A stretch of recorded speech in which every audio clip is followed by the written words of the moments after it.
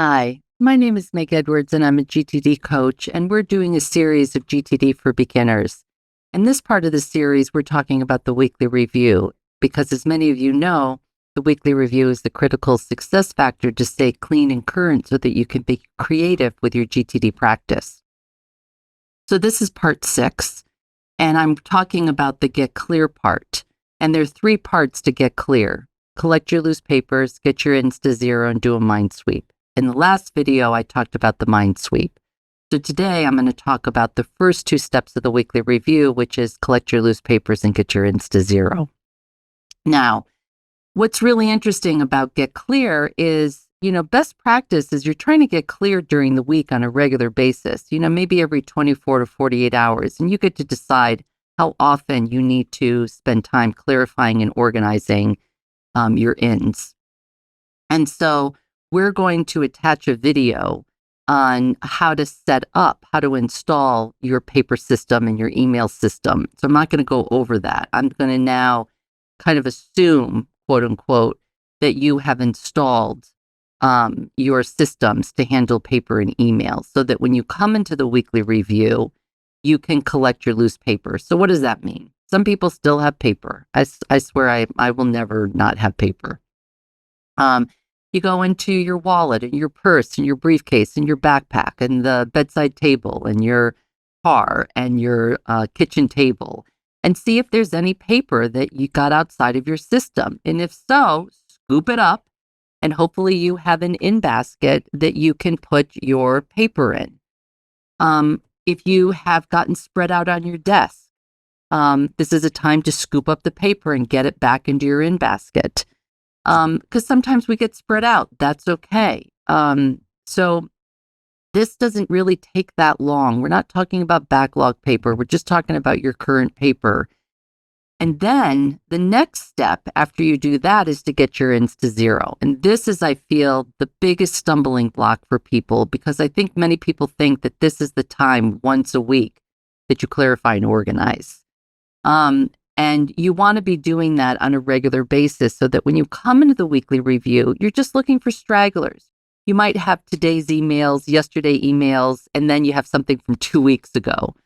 That's what you're looking for. You're looking for that straggler email, piece of paper, Slack, Teams, anything that might have gotten away from you. That's what you're clarifying and organizing in your weekly review. Do you need to do today's emails or yesterday emails in your weekly review? Yes, if you have the time, because that will get you squeaky clean on the get clear part. But sometimes, you come into you're doing your weekly review in an afternoon and you have all these emails from today, skip over it and just move through the weekly review and come back to it. So really up to you. There are no rules. Again, we really try to just talk about best practices. And then you can ease into those parts of the weekly review that are going to be beneficial for you in reflecting time.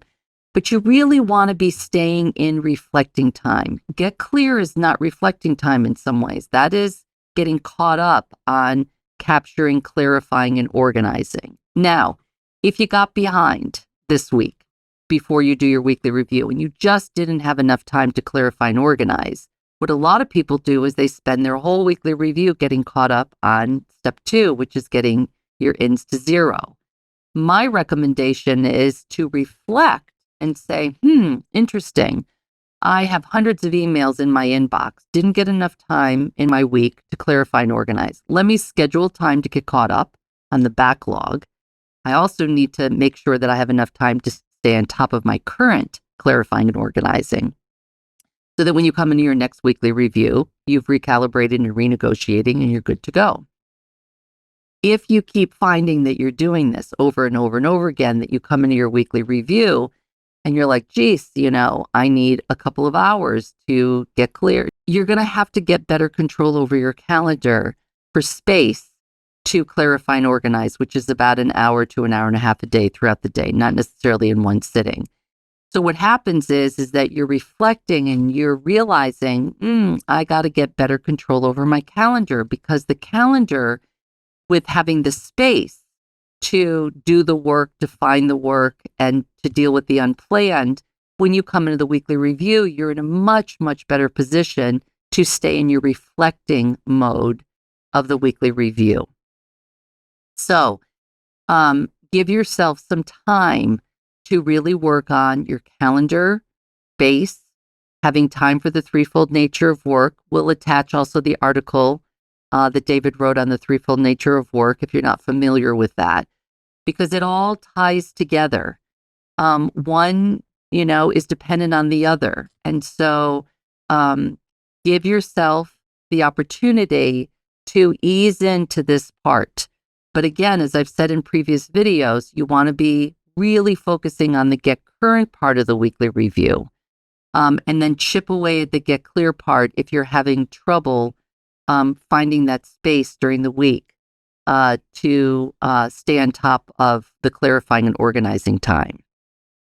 So this will then conclude the get clear, get current part of the weekly review. And in the next video, I'll talk about the last part, which is the get creative. Okay, all the best in the meantime. Please let us know if you have any questions. Okay, take care.